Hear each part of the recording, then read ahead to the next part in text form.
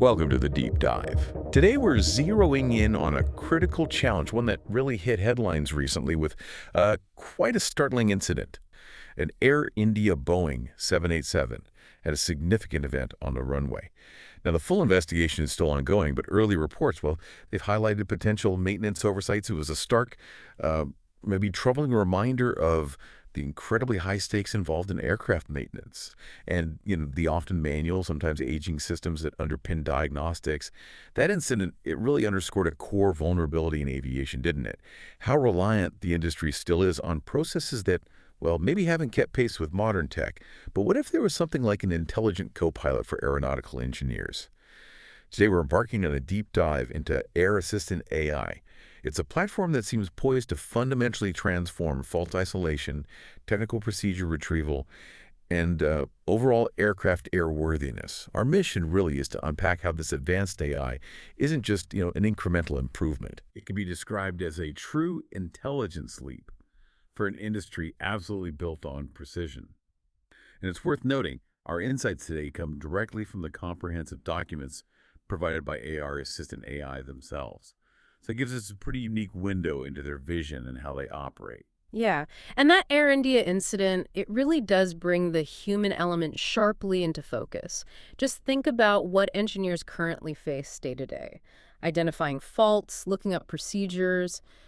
It's often an arduous process. I mean, they're scrolling through literally thousands of pages of complex technical documentation, and it's all in static PDF format. We're talking manuals like the AMM, the Aircraft Maintenance Manual, the IPC, Illustrated Parts Catalog, the MEL, which is the Minimum Equipment List, and the WAM, the Wiring Diagram Manual. They end up relying heavily on memory or just basic keyword searches. The fundamental problem is these documents just weren't designed for, rapid interpretation or real-time troubleshooting. Okay, so let's unpack this a bit. It's not just tedious work then. It sounds incredibly time-consuming and, well, frankly, prone to human error. What are the tangible consequences of this kind of manual burden, not just for the engineers, but, for all of us who fly? Precisely. And the direct fallout is significant. You've got an increased potential for human error, which is obviously critical. Then there are the mounting flight delays that frustrate millions, heightened compliance risks for the operators, and just substantial lost hours. That directly impacts turnaround time and ultimately operational costs. It really is a cascading effect. It touches everything from efficiency to passenger experience and even liability exposure. And what's also critical here is how this manual burden it disproportionately affects certain parts of the industry. Think about smaller and mid-sized airports, private plane owners, charter operators. They're particularly disadvantaged. They often operate with fewer staff, much tighter schedules, maybe older infrastructure. They simply lack access to the kind of integrated, intelligent tooling that, say, large commercial carriers might have. And this reveals a really striking disconnect, doesn't it? Despite the immense technological progress we see everywhere else, the aviation maintenance sector has remained largely untouched by the, let's say, deeper benefits of AI. There's a profound competitive gap here. Right now, no existing platform truly combines semantic search, and by that I mean the AI understands the intent behind your question, not just the keywords. Doc combines that with intelligent document parsing and AI-assisted decision-making, specifically tailored to the unique language and logic of aviation. So the opportunity then is huge. It's to transform these static, compliance-heavy manuals into a dynamic AI-driven knowledge system, something that can interpret, recommend, and genuinely accelerate fault resolution in real time.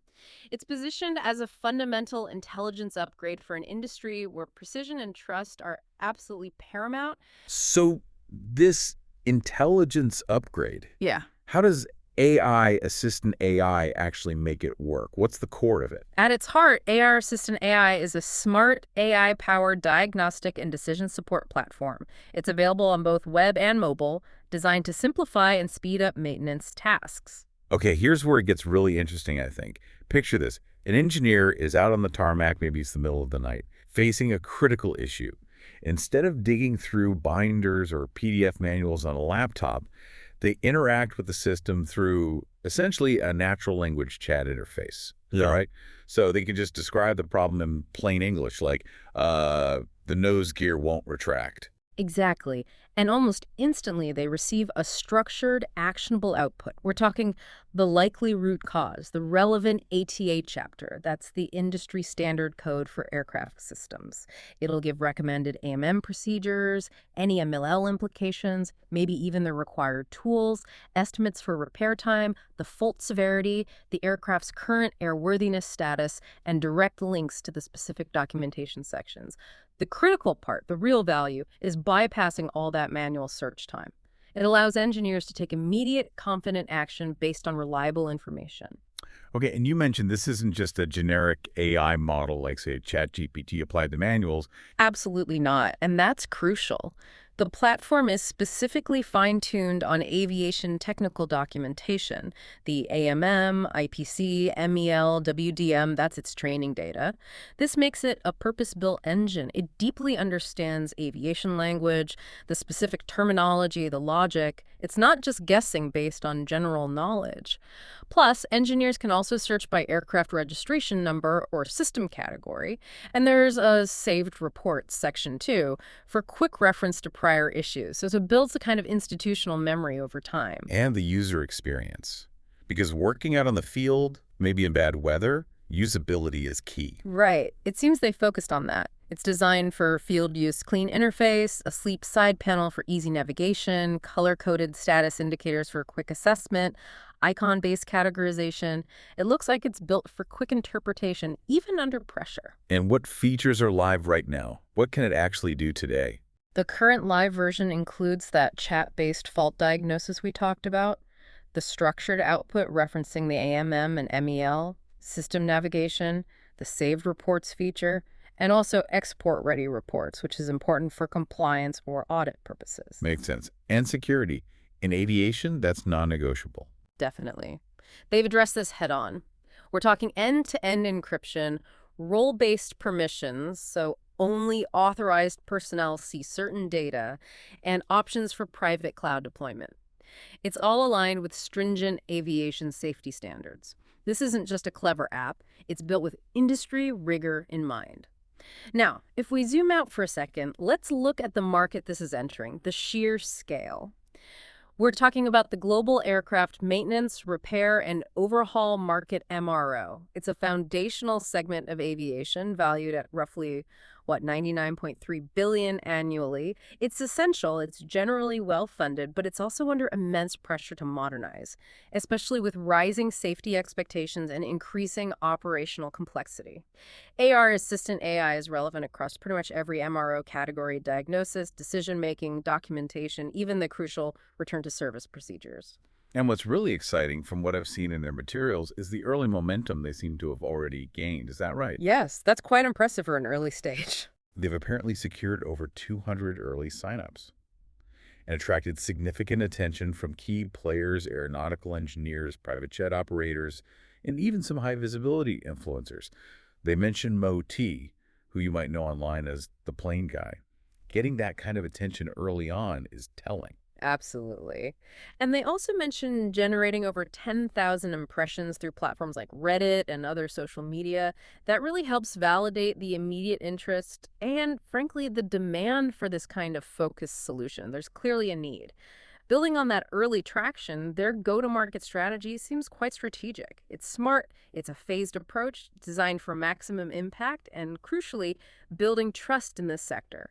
So, Phase 1 targets those underserved early adopters we mentioned: private aircraft owners, engineering teams at small to mid-sized airports, independent MROs. This leverages that community-driven interest with direct outreach, personalized demos.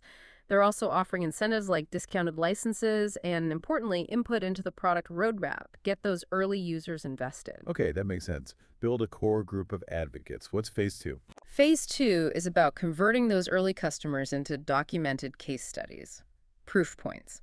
These are absolutely crucial for opening doors later. They'll use these case studies to start conversations with aviation schools, training institutions, regional airport managers. The aim here is to embed the tool into curriculums, make it standard practice right from the training stage. Get it in at the ground level. Smart. And phase 3. Phase 3 is the enterprise expansion, pursuing the larger MROs, commercial fleet operators, national airport systems. This requires robust features, scalability, and critically alignment with regulatory bodies like EASA in Europe and the FAA in the US. And throughout all these phases, they'll be doing continuous brand building, targeted social media, influencer testimonials, educational content, demos at aviation conferences. Standard but necessary stuff. That phased approach, it really does seem logical for breaking into such a critical, and let's be honest, often conservative industry like aviation. Aw. You need to build that trust step by step. But what's the ultimate vision here? Where do they see this going long term? Well, the ambition is significant. They aim to evolve from being a smart frontline tool for engineers into a core platform supporting the entire aircraft maintenance lifecycle. The big goal is transitioning the whole sector from reactive diagnosis, fixing things when they break, to genuinely predictive intervention. And they've laid out a 7-year roadmap for this. 7 years. Okay, so it's a long game. What does that look like year by year? Right now, year 01, the focus is on individual line engineers, refining what they have. But near-term enhancements are pretty powerful. They're talking about predictive maintenance modules, integrating real-time telemetry inputs, data feeds from systems like ACARS, which is the aircraft's own messaging system, and FOQA, flight operational quality assurance data. So the plane itself will be feeding data into the AI. Essentially, yes. The AI will get live updates on what's happening on board. They're also planning EASA and FAA compliance-ready reporting, and even an offline mode, which is crucial for field use where you might not have connectivity. Okay, that's year 1. What about years 2 and 3? Then, years 2-3, they plan to expand to support fleet-level operations, so features for teams managing entire fleets of aircraft. Think role-based access controls, administrative dashboards showing overall fleet readiness, multi-aircraft views, and multi-language support for global operations. Right, scaling up for larger organizations. And beyond that, years 4 and 5. Years 4-5 focus on institutional and infrastructure integration. The goal here is for Air Assistant AI to become a standard part of the aviation infrastructure itself. That means deployment in training institutions, partnerships with regulatory bodies, perhaps for digital audit trails, and ensuring compatibility with the major M&E maintenance and engineering and ERP software platforms that airlines already use. Becoming embedded in the ecosystem. Exactly. And then the ultimate phase, years 6-7, introduces autonomous input and predictive fault prevention. This is where it gets truly transformative. We're talking integration with drone and robotic inspection tools, AI-assisted processing of video feeds, thermal imaging, sensor data from these inspections, and critically, predictive diagnostics that identify potential faults before they even occur. Moving beyond prediction to actual prevention, this leads towards a full aircraft health monitoring ecosystem. Wow.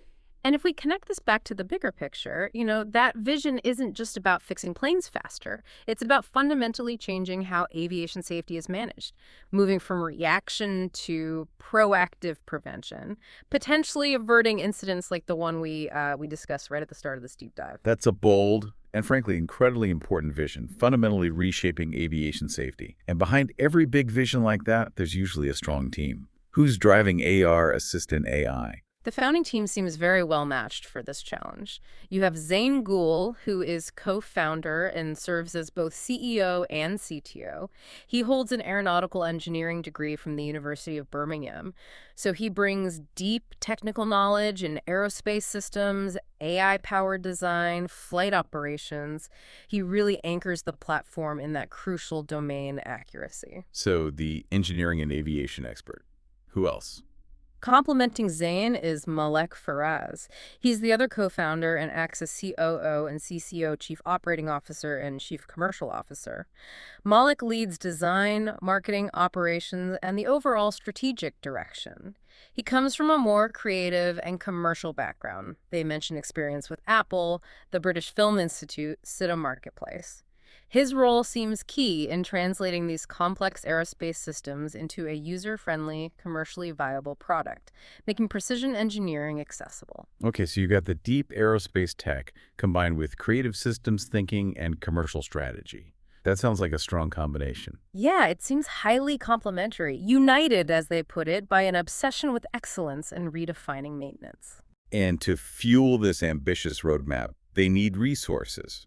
What are they looking for in terms of funding? They're currently seeking £500,000 in pre-seed capital. Okay, £500,000. How do they plan to use that investment? They've broken it down pretty clearly. 40% is earmarked for product development and AI enhancement. So refining that diagnostic engine, expanding the documentation it covers, building out those predictive features we talked about.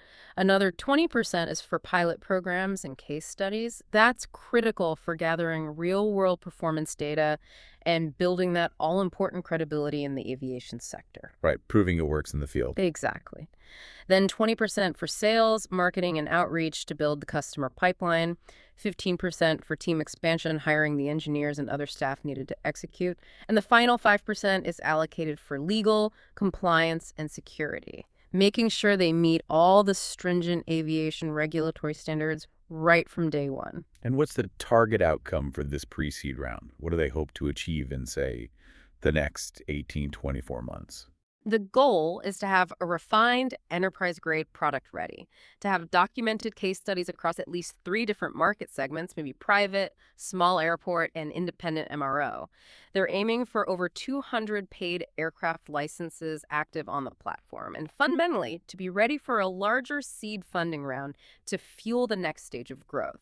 Their financial projections also look solid based on a scalable SaaS software as a service model. They're projecting gross margins exceeding 85% from year 2 onward and aiming for cash flow positivity in year 4. Okay, so let's bring this all together. What does this mean for you, our listener?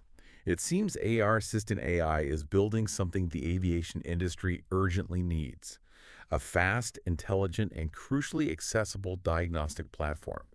They're focusing on bringing clarity and enabling quick action in situations where legacy systems, well, they often bring complexity and the risk of oversight.